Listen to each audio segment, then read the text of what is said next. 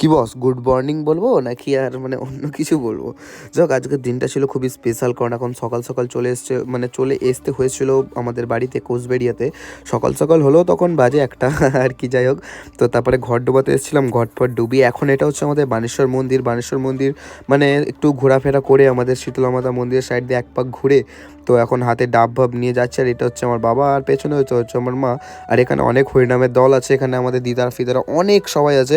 আর এইখানটা হচ্ছে আমার দাদুর মন্দির। আসার কারণ ওটাই, আজকে আমার দাদুর মন্দির প্রতিষ্ঠা হবে। আমার দাদুরা অনেক বছর আগে মারা গিয়েছিল, বাট আমার বাবার স্বপ্ন ছিল, মানে ইচ্ছা ছিল আর কি, যে বাবা মাকে সাথে রাখবে, মানে এরকম একটা মন্দির প্রতিষ্ঠা করবে ওনাদের নামে, আর প্রতিদিন সেবা দেবেন। তো যাক, সেটার মানে এতেই ওটা করা হয়েছে।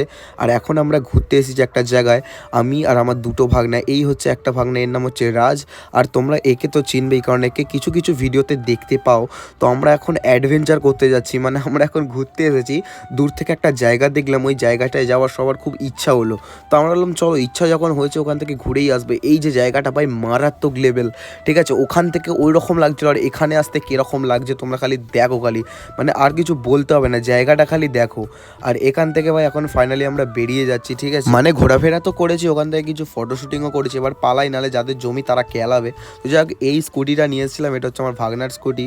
আর এইখানে ভাই জায়গাটা অসম জায়গা, সেটা তোমরা সামনে থেকে দেখেই বুঝতে পারছো।